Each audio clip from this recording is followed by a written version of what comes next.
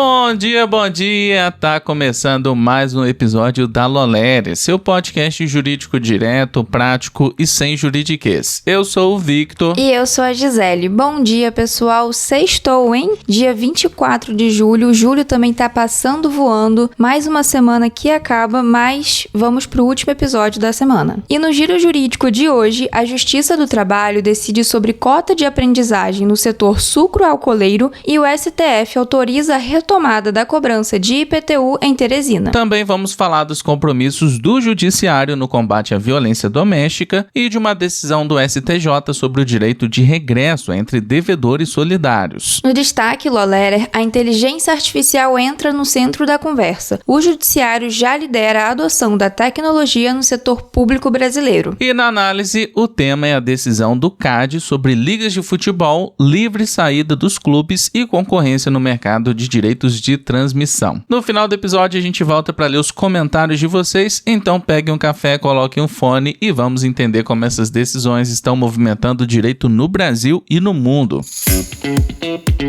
Agora, a Tatiane Grazef, advogada e sócia proprietária da TG Advocacia da Saúde, escritório apoiador do portal da Loléria, tem um recado sobre direito da saúde para vocês. Você já ouviu que o plano de saúde negou uma terapia porque o método não está no rol da ANS? A cada dia, terapias baseadas em métodos como ABA, Bobat, Cuevas, Medec e até hidroterapia têm sido cada vez mais negadas pelos planos de saúde. Essa negativa é muito comum em casos envolvendo crianças autistas, pessoas com síndrome de Down, paralisia cerebral e outros diagnósticos que exigem acompanhamento multidisciplinar. Mas o que muita gente não sabe é que o rol da ANS prevê procedimentos como fisioterapia, fonoaudiologia e terapia ocupacional. Ele não define qual método ou técnica o profissional deve usar na execução da terapia. Ou seja, se o médico ou terapeuta indicou determinado método, essa escolha pertence ao profissional que acompanha o paciente e não ao plano de saúde. Essa conscientização é extremamente importante porque negativas claramente abusivas, mas muitas vezes apresentadas de forma convincente, acontecem todos os dias e muitas famílias acabam aceitando por não conhecerem os seus direitos. O escritório TG Advocacia da Saúde atua exclusivamente na área, com ênfase em ações contra operadoras de plano de saúde e demandas junto ao SUS. Agradecemos a doutora Tatiane pela participação. E vamos com o nosso giro jurídico. A segunda vara do trabalho de Carpina condenou a usina Petribu ao pagamento de R$100 mil por dano moral coletivo e determinou a contratação imediata de aprendizes no percentual legal previsto no artigo 429 da CLT, incluindo trabalhadores rurais na base de cálculo. A ação foi ajuizada pelo Ministério Público do Trabalho após constatação de que a empresa mantinha apenas 22 aprendizes, embora a cota mínima fosse de 187, segundo dados do E-Social. A usina alegava que a convenção coletiva excluía trabalhadores rurais do cálculo, mas a juíza Laura Cavalcante de Moraes afastou o argumento e entendeu que a aprendizagem profissional envolve direito indispensável e política pública de inclusão social. A sentença fixou prazo de 90 dias para cumprimento das obrigações, sob multa de R$500 por mês e por aprendiz em situação de vulnerabilidade não contratado. O ministro Alexandre de Moraes, no exercício da presidência do STF, suspendeu a liminar do Tribunal de Justiça do Piauí que havia interrompido a cobrança de IPTU sobre imóveis edificados em Teresina. A decisão foi tomada na suspensão de liminar 1932, a pedido do município que alegou grave impacto na arrecadação e risco à prestação de serviços essenciais. A liminar estadual havia afastado trechos de decreto municipal sobre critérios de classificação das edificações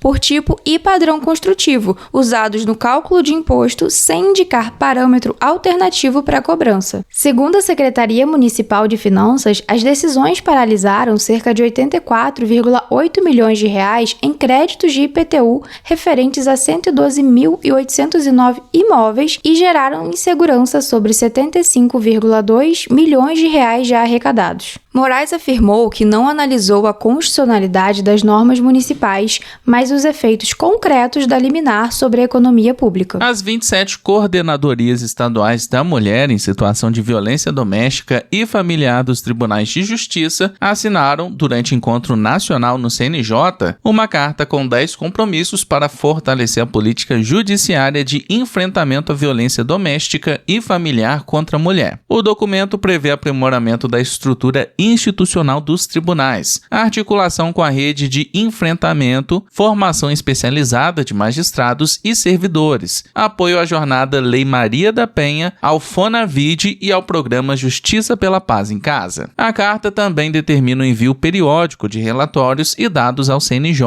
inclusive sobre ações do programa. No encontro foram discutidas medidas para reduzir barreiras de acesso à justiça para mulheres indígenas, quilombolas, ribeirinhas, moradoras de áreas rurais e outros grupos vulnerabilizados. Diagnóstico apresentado indicou que 85% dos pedidos de medidas protetivas são analisados em menos de 24 horas. A terceira turma do STJ decidiu que o devedor solidário que paga apenas parte da dívida comum não pode exercer imediatamente o direito de regresso contra os demais codevedores. O caso envolveu uma concessionária de rodovia condenada solidariamente com outros réus em ação de indenização por acidente de trânsito. Após ter valores bloqueados e quitar parte do débito na fase de cumprimento de sentença, a empresa pediu o regresso proporcional contra os demais devedores, alegando o alto valor da execução. O relator, ministro Ricardo Vilas Boas Cueva, explicou que nas obrigações solidárias há uma relação externa entre credor e codevedores e uma relação interna entre os próprios codevedores. Para o colegiado, o artigo 283 do Código Civil exige o pagamento integral da dívida para encerrar a fase externa e permitir o regresso. A decisão foi unânime.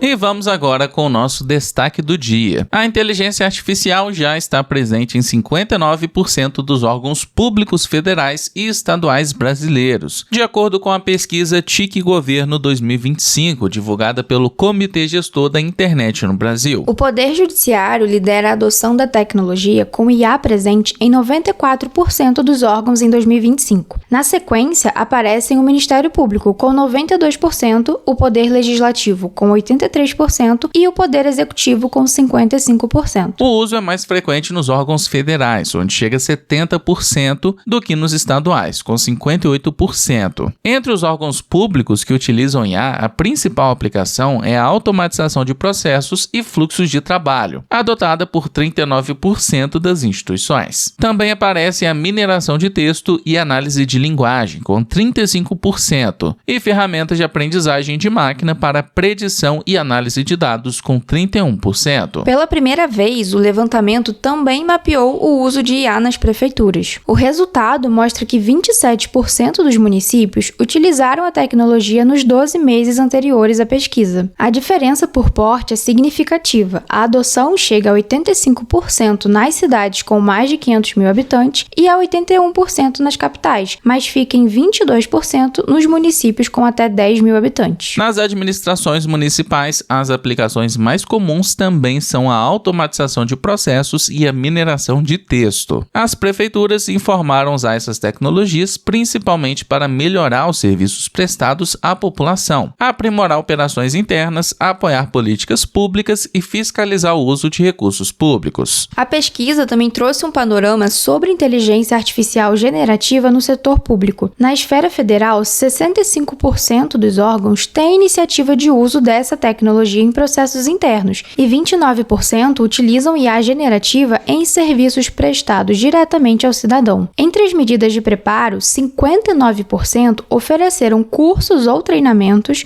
46% contrataram ferramentas específicas e 43% estabeleceram diretrizes ou manuais de uso. A falta de capacitação aparece como a principal barreira à adoção da IA nas organizações públicas. Foi apontada por 19% dos órgãos órgãos federais, 21% dos estaduais e 40% das prefeituras. Nos municípios também foram citados como entraves a ausência de prioridade de governo, a falta de necessidade ou interesse, dificuldades com disponibilidade e qualidade dos dados e custos elevados. A edição de 2025 da TIC Governo foi realizada entre julho de 2025 e abril de 2026, com entrevistas em 576 órgãos públicos federais e estaduais e 3.253 prefeituras. O levantamento mostra que a IA já faz parte da rotina de uma parcela relevante do setor público, mas também evidencia que sua incorporação depende de capacitação, diretrizes de uso e estrutura institucional para que a tecnologia seja aplicada de forma qualificada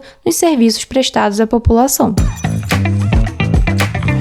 E a análise disponível de hoje no portal da Lawletter é assinada por André Santa Cruz. O tema central é a decisão preventiva da Superintendência Geral do CAD sobre cláusulas contratuais que poderiam dificultar a saída de clubes da Futebol Forte União. No fim de junho de 2026, a Superintendência Geral do CAD concedeu medida preventiva no procedimento que examina o arranjo contratual da Liga Futebol Forte União. A determinação impede que a investidora responsável pela estrutura adote medidas que criam obstáculos à saída dos clubes do condomínio Forte União, sob multa diária de R$250 mil até a apreciação definitiva da matéria. A medida foi baseada no artigo 84 da Lei 2.529 de 2011, que permite a atuação preventiva da autoridade antitruste diante de fundado receio de lesão irreparável ou de difícil reparação ao mercado. Para a Superintendência Geral, não era necessário esperar a consumação da conduta, bastava o risco de que o resultado útil do processo fosse comprometido. A representação partiu do Centro Esportivo Alagoano contra a Sports Media Participações. O clube sustentou que cláusulas dos instrumentos da FFU criariam obstáculos ao desligamento dos associados e restringiriam a migração para outras entidades, especialmente para a Liga do Futebol Brasileiro, a Libra. A análise destaca que a disputa se insere em um contexto maior de reorganização do mercado de direitos de transmissão.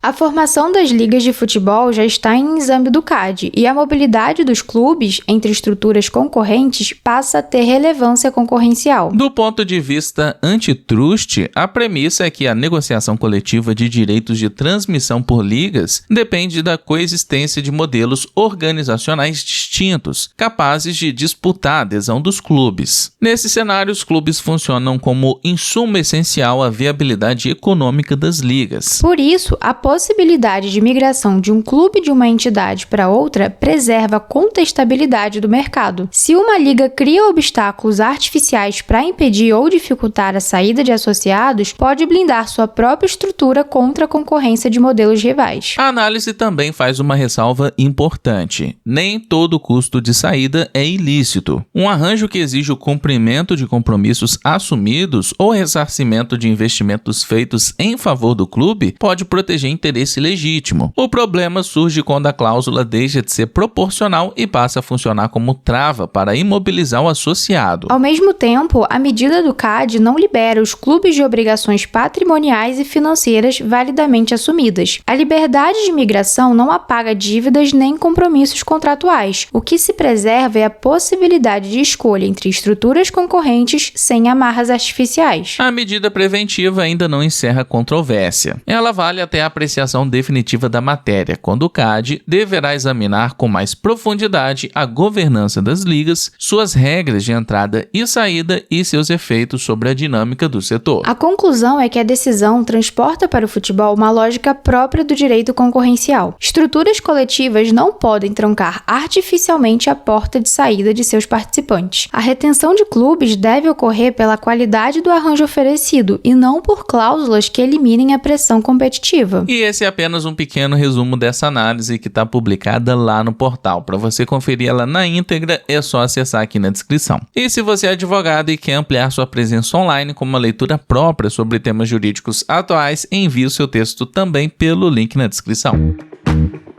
Chegamos ao final de mais um episódio e olha, Vitor, você arrasou, hein? Todo mundo elogiando sua ideia e vai rolar os ginretes, hein? Pois é, né, Gi? Inclusive, a sua xará comentou aqui que topa. Teve também o Lucas que falou que tá 100% com a gente. Enfim, vamos trazer, né? Vou colocar aqui no link da descrição pra gente já começar o grupo. E aí, semana que vem, a gente já começa com esse ginretes aí dos ouvintes do podcast. Aproveito para agradecer também o Andrei, o Reinaldo e a Sheila Patrícia que também passaram por aqui e deixaram um comentário. E como sempre, não se esqueçam que vocês também podem se inscrever na nossa newsletter jurídica. Ela é gratuita e o link tá aqui na descrição. Todos os dias você recebe ainda mais notícias lá no seu e-mail para você se manter ainda mais informado. Aproveita também para seguir o podcast no seu agregador favorito e avaliar o programa. E claro, compartilhar esse episódio lá nos seus stories também. Não é porque não tem sorteio que não tem que compartilhar, né, gente? Isso aí, Vitor. Podem compartilhar nos stories, me marcar o Vitor que a gente vai estar repostando vocês. Por hoje é isso, pessoal. Uma ótima sexta-feira para vocês. E para não perder o costume, vamos para a frase de hoje. É melhor tentar algo novo e falhar do que não fazer nada. Ótimo final de semana para vocês. Até segunda.